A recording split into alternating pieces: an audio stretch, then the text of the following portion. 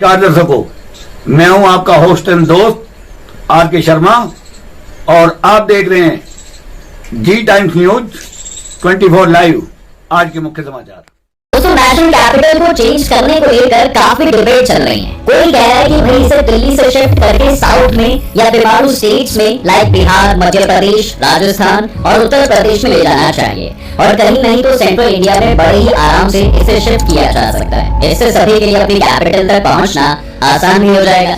लेकिन ऐसा क्या हो गया कि अचानक राजधानी को शिफ्ट करने की बातें उठने लगी? एक्चुअली इसके पीछे कई रीजन है और पहला रीजन है इसकी लोकेशन। बता दें कि दिल्ली नॉर्थ इंडिया के एकदम सेंटर में लोकेटेड है, जिससे हमारे दो सबसे बड़े दुश्मन देशों की दूरी बहुत ज्यादा कम है। दिल्ली से अगर पाकिस्तान की बात करें तो इनके बीच का डिस्टेंस महज 450 किलोमीटर है। वहीं अक्साई चीन की दूरी 730 किलोमीटर है। ऐसे में लड़ाई की टाइम में नॉर्मली दिल्ली पर अटैक के चांसेस ज्यादा होते हैं, क्योंकि जब तक पुलिस फोर्स या सिक्योरिटी एजेंसीज अलर्ट होंगी तब तक तो मिसाइल अपनी टारगेट तक पहुंच जाएंगी। यानी सिक्योरिटी पर्पसेस से दिल्ली कम सेफ है। इसके अलावा दिल्ली में कैपिटल होने की वजह से यहाँ पावर का सेंट्रलाइजेशन हुआ है। इस पावर सेंट्रलाइजेशन की वजह से देश की इंटर डेवलपमेंट में कई तरह के इश्यूज देखे जाते हैं।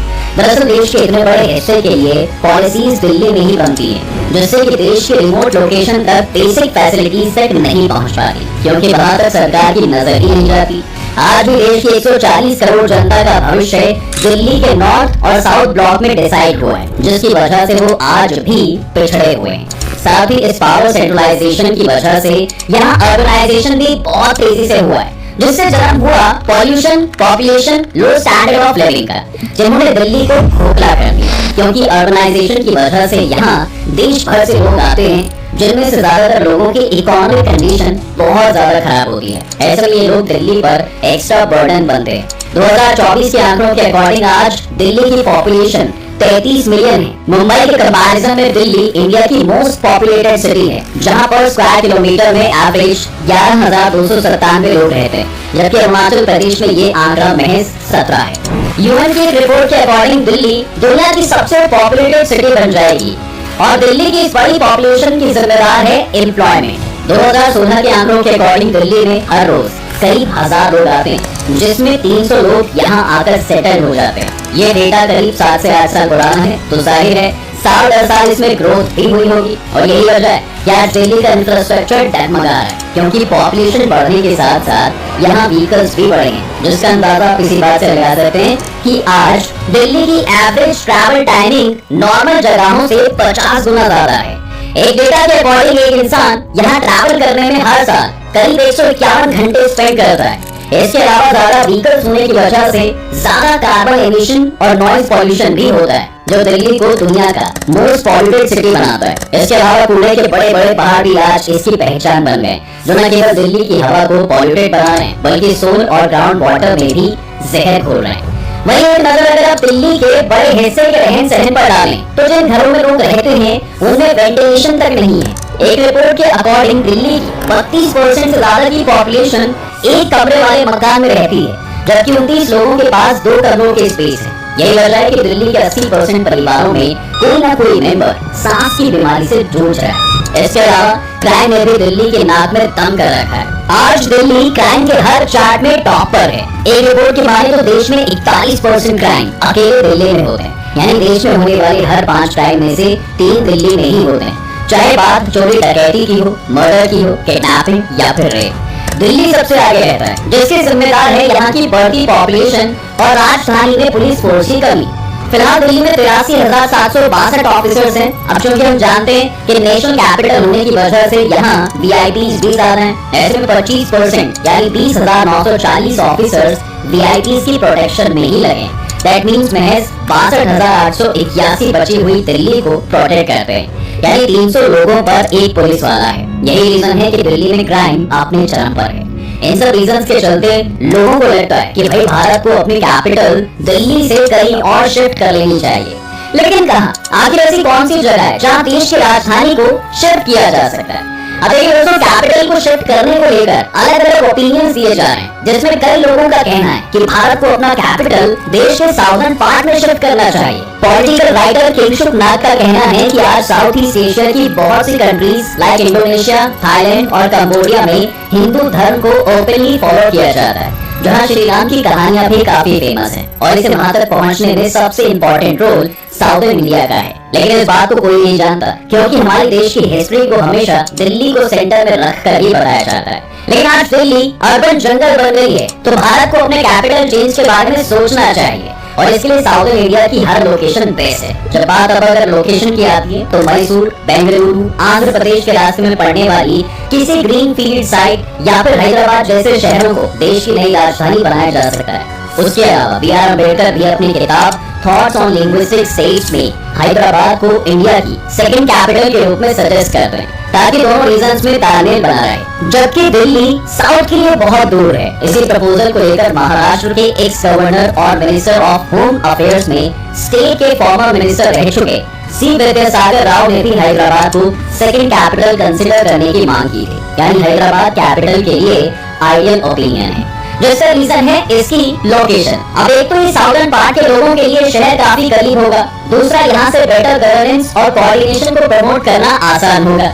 वहीं हाल फिलहाल शहर में काफी डेवलपमेंट भी देखने को मिली है, जिसके चलते यहाँ इन्वेस्टर्स भी अट्रैक्ट हुए हैं। ऐसे में अगर हैदराबाद में कैपिटल बनाने की प्लानिंग की जाती है तो इस शहर में इन्वेस्टर्स की भरमार हो जाएगी, जिससे हैदराबाद कैपिटल के साथ साथ एक फाइनेंशियल हब बनकर उभर सकता है। जी हाँ, इसके अलावा अगर एक कैपिटल के तौर पर बेसिक नीड्स को देखें तो ये शहर उसे भी पूरा करता है। आज हैदराबाद में well connected road network, international airports, well established public transportation system मौजूद है, जो इसे इंक्रीज एडमिनिस्ट्रेटिव फंक्शनिंग के लिए भी कैपेबल बनाती है। लेकिन बावजूद इसके इसे कैपिटल नहीं बनाया जा सकता, क्योंकि ऐसे फैक्टर्स भी हैं जो इसे लगभग दिल्ली के जैसा ही बनाते हैं। देखिए, कई बार दिल्ली के बाद हैदराबाद दूसरा सबसे पॉल्यूटेड शहर बनकर सामने आता है और क्लाइमेट चेंज के मामले में तो हैदराबाद की हालत दिल्ली से भी खराब नजर आती है। इसके अलावा यहाँ गरीब रेखा से नीचे आने वाले की पॉपुलेशन 23% है, जबकि दिल्ली में ये नंबर 3 गुना कम है, क्योंकि वहाँ अर्बन पॉपुलेशन महज 7% है। कई फैक्टर्स हैं जिनके अकॉर्डिंग हैदराबाद दिल्ली की तरह ही दिखाई देता है, और वो भी तब जब उस पर नेशनल कैपिटल होने की रिस्पॉन्सिबिलिटी नहीं है। ऐसे में अगर इसे कैपिटल बना दिया जाए तो इसकी कंडीशन दिल्ली से भी ज्यादा खराब हो जाएगी, इसलिए ये ओपिनियन सही नहीं। वहीं हैदराबाद के बाद साउथ की और सिटीज की बात करें तो इसमें दूसरा नाम चेन्नई का आता है, जिसे कभी मद्रास के नाम से जाना जाता था। खैर, यहाँ भारत अपनी कैपिटल शिफ्ट कर सकता है। इसका बेनिफिट ये होगा कि इससे चाइना और पाकिस्तान के बीच की दूरी बढ़ जाएगी, साथ ही यहाँ कोस्टल बॉर्डर्स हैं, जिससे इकोनॉमिक ग्रोथ में हेल्प भी मिलेगी। हिस्ट्री में झांक कर देखें तो साउदर्न पार्ट पर राज करने के लिए अंग्रेजों ने चेन्नई को ही अपना बेस बनाया था, इसलिए यहाँ एडमिनिस्ट्रेशन को सेटल करना कोई मुश्किल काम नहीं है। इसके अलावा यहाँ की डेवलपमेंट भी उसे कैपिटल के रूप में कैपेबल बनाती है। लेकिन ओवर पॉल्यूशन और पॉपुलेशन और नॉर्थ इंडिया से बहुत ज्यादा दूर होने की वजह से चेन्नई कैपिटल बनाने के लिए आइडियल लोकेशन नहीं हो सकती। साथ ही यहाँ लैंग्वेज कॉन्फ्लिक्ट का इशू भी देखने को मिल सकता है। अब चेन्नई को रिजेक्ट करने के बाद अगर हम बेंगलुरु को ऑप्शन चुनते हैं तो इसकी सबसे बड़ी प्रॉब्लम यहाँ का ट्रैफिक है, और यह प्रॉब्लम इतनी बड़ी है कि नितिन गडकरी जैसे इनोवेटिव मिनिस्टर ने भी इसके आगे हार मान ली। ऐसे में यहाँ कैपिटल बनती है तो पूरा दिन ट्रैफिक जाम में ही निकल जाएगा। अब साउथ के बाद लिस्ट में वेस्ट, मिडिल और ईस्ट इंडिया के शहर बच जाते हैं। अगर ईस्ट इंडिया की बात करें तो यहाँ सबसे बेटर ऑप्शन कोलकाता ही है, जो दिल्ली से पहले इंडिया की कैपिटल भी हुआ करता था। ऐसे में कोलकाता को नेशनल कैपिटल की तरह काम करने का एक्सपीरियंस भी है, लेकिन कोलकाता की कंडीशन ऐसी नहीं है साहब कि उसे नेशनल कैपिटल बनाया जा सके।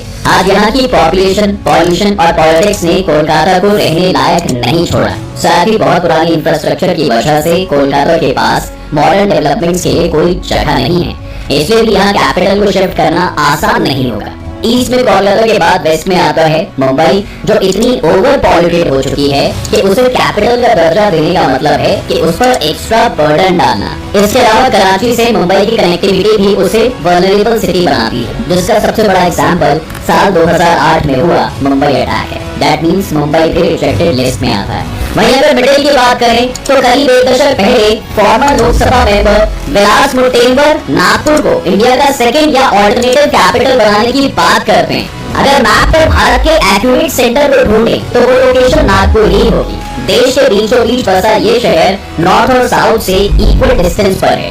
वहीं नेशनल सिक्योरिटी के लिहाज से देखें तो नागपुर सभी थ्रेट से दूर है। ना ये किसी से इंटरनेशनल बाउंड्री और ना ही सी रूट्स को शेयर करता है। यहाँ तक कि ये इंटरनेशनल बॉर्डर से इतना दूर है साहब कि अगर कोई मिसाइल से अटैक भी करेगा तो उसे वहां से पहुंचने से पहले ही डिस्ट्रॉय किया जा सकेगा। यही वजह है कि जब 1962 में इंडिया और चाइना के बीच जंग चल रही थी, उस वक्त दिल्ली पर खतरे को देखते हुए प्रधानमंत्री जवाहरलाल नेहरू ने ऑर्डिनेंस फैक्ट्रीज को शिफ्ट करने के लिए नागपुर को ही सिलेक्ट किया था।